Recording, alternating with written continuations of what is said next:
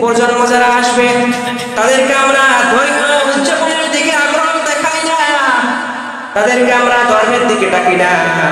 বাবারে আর কয়েকটা দিন পরে, আর 3-4 দিন পরে 14ই ফেব্রুয়ারি ভ্যালেন্টাইন্স ডে সম্পর্কে বাংলাদেশ গুনাহের আঞ্জাম দিয়ে কাঁপানো হবে। হবে কিনা? গ্রামে তো আল্লাহ রাখছেন, লোক ভালো আছে।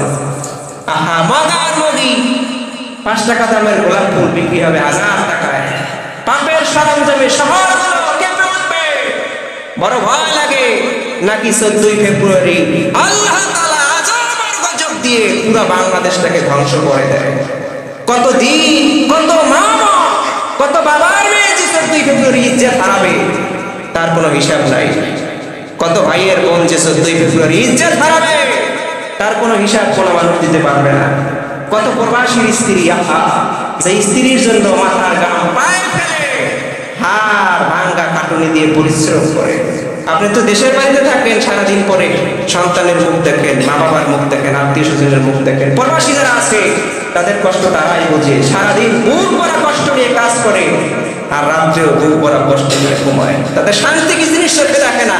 মনে করেন টাকার পিছনে ঘুমায়, কিন্তু শান্তি ওরা স্বপ্নেও দেখে না। কথা বলে ঠিক কিনা?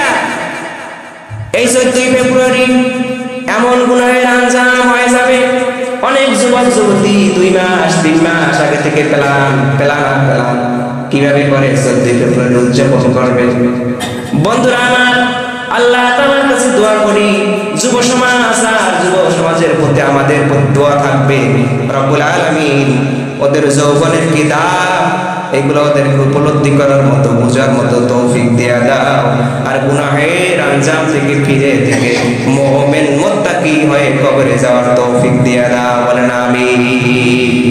আমাদের যুব সমাজ হ্যাপি নিউ ইয়ার জানে, আমাদের যুব সমাজ ভ্যালেন্টাইন্স ডে জানে, আমাদের যুব সমাজ শবে বরাত জানে না। কথা মিথ্যা বললেন যে মিথ্যা। আমাদের যুব সমাজ শবে বরাত জানে না। ভ্যালেন্টাইন্স ডে বিরুদ্ধে কথা বলার মতো আলেম খুঁজে পাওয়া যাবে না। তখন আর মাদানি নাই, তখন আর শায়েখ নাই।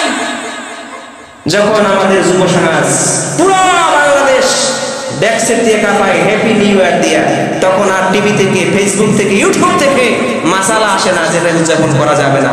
কথা বলেন ঠিক কিনা?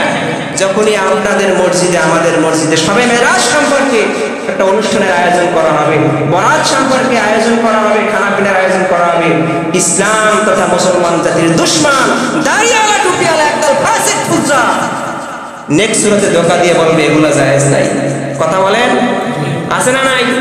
তখন ফতোয়া আসবে। কিন্তু তার আগে বিভিন্ন সময়, বিভিন্ন দিনে আমাদের যুব সমাজ ধ্বংসের দিকে যাচ্ছে, তখন তাদের কোনো ভূমিকা নাই, তাদের কোনো ফতোয়া নাই। আপনারাই বলেন এরা কি ইসলামের শত্রু না দুশমন?